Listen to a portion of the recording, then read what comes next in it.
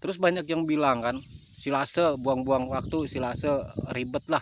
Kenapa nggak diarit aja langsung kasih pakan domba? Kan lebih bagus itu, jadi nggak ribet-ribet kita. Ya bener, semuanya itu nggak ada yang salah, bener. Cuma ketika kita punya bang pakan itu, apalagi rumputnya rumput liar ya, yang masa tuanya itu cepet banget tua gitu. Paling tidak walaupun kita rumput lagi berlimpah banget, ya kita harus tetap bisa arit. Nah, solusinya bagaimana? Ya kita simpen. Jadi rumput itu kita simpen. Terus kalau kita biarin tua, pertumbuhan rumput kita nantinya malah nggak bagus. Makanya penting buat kita rutin kita rawat gitu, kita arit lah. Karena kalau nggak diarit dia tua-tua, akhirnya pertumbuhannya juga jadi jelek dan sayang juga mubazir. Makanya penting di situ kita punya silase buat penyimpanan ketika pakan itu memang berlebih. Karena mau nggak mau walaupun domba kita udah kenyang ya tetap rumput itu ketika memang udah waktunya diarit ya harus kita arit gitu. Nah, ini bisa dibilang rumput saya bang pakan rumput liar ya yang memang saya rawat. Bisa dibilang ini saya udah berlebih.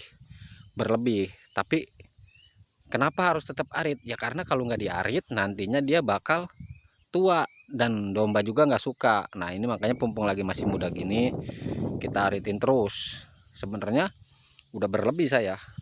Belum lagi rumput pakcong yang hasil tanam ya. Makanya saya sedikit banyak udah adalah pengalaman di sini saya berbagi gitu. Nah, terus ketika memang udah bang pakan kita udah mencukupi, bahkan udah bisa berlebih, di situ kita udah nyantai dan ngaritnya juga udah jangan kita ngandelin pakai arit. Nah, kita harus udah pakai mesin lah, kayak saya nih kan ngaritnya pakai mesin nih, udah pakai mesin. Jadi kita ngandelin teknologi karena Cina juga maju gara-gara teknologi. Terus kita masih pakai sistem dulu ya bagus. Cuma ada yang lebih efektif apa efisien gitu ya. Ya kita pakai gitu. Lu dibilang berlebih udah berlebih tuh. Udah berlebih rumput saya udah banyak ya. Terus terus ya harus kita arit, tetap kita arit demi ngejaga kestabilan pertumbuhan rumputnya gitu lur. Sebenarnya buat rumput pakan domba ya, rumput biasa juga sebenarnya bagus, yang penting kita rawat. Misalkan di sekitaran halaman-halaman rumah itu banyak rumput-rumput liar, kita babat aja dulu, bersihin terus dipupuk. Nah, diaritnya rutin, ketika memang udah waktunya arit ya kita arit gitu, satu per blok, jadinya ntar pertumbuhannya tetap bagus terus. Tapi kalau dibiarin sampai tua ya nantinya pertumbuhannya malah bukannya malah bagus, malah jelek, nggak berlanjut gitu, bisa dibilang terhambat lah si pertumbuhan rumputnya. Terus banyak yang bilang kan, silase buang-buang waktu, silase ribet lah. Kenapa nggak diarit aja langsung kasih pakan domba? Kan lebih bagus itu, jadi nggak ribet-ribet kita. Ya bener, semuanya itu nggak ada yang salah, bener. Cuma kan ketika pakan berlebih itu mau kagak mau harus kita arit dan memang harus kita simpen. Masa harus kita arit terus kita buang, terus kita kasih pakan domba, kan memang udah cukup, udah penuh. Makanya di situ pentingnya silase gitu buat penyimpanan pakan. Sewaktu-waktu sambil nunggu rumputnya pulih tumbuh lagi kan kita udah punya rumput yang udah difermentasi, yang udah disilase. Makanya ketika memang para peternak maju itu yang udah berjalan, yang udah besar pakai silase, nggak mungkin sih kalau silase itu nggak bermanfaat gitu. Jadinya ya kita ikutin aja lah alur para pemain yang memang udah kelihatan kesuksesannya, dombanya banyak. Jadi tinggal kita cari tahu, oh dia pakai itu ya, kenapa, bagaimana, apa sih untungnya gitu pakai silase. Ya ini mungkin saya udah baru sadar ternyata ketika memang rumput udah waktunya di arit ya memang kita harus arit. Dan kalau memang domba kita udah banyak, udah kenyang gitu makannya, ya berarti kan harus kita simpan. Terus ketika kita ada keperluan kemana-mana kita udah punya pakan simpan tuh udah enak lur.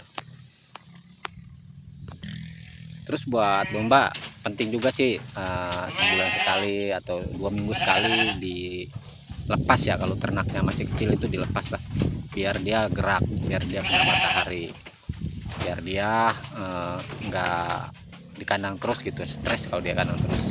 Nggak bedanya orang di penjara lah gitu. Oh, nggak bedanya kita kalau di dalam rumah terus lah gitu, pasti kan ada stresnya begitu lur. Oke, terus di dalam beternak itu ternyata memang butuh waktu lur, butuh waktu buat kita pahamin apa-apa aja gitu permasalahannya, apa-apa yang harus kita prioritaskan gitu, yang buat menyokong kebutuhan domba-domba kita atau ternak kita. Jadi kita nggak bisa main 1 tahun 2 tahun itu langsung paham, walaupun kita sering belajar, enggak, tetap pengalaman itu pasti sewaktu-waktu beda sama apa yang udah pernah kita tahu, sama yang udah pernah kita lihat gitu di tontonan, baik itu YouTube ataupun lain-lain. Itu kadang-kadang ketika kita praktek tuh beda makanan kita sama di peternakan kita. Karena apa?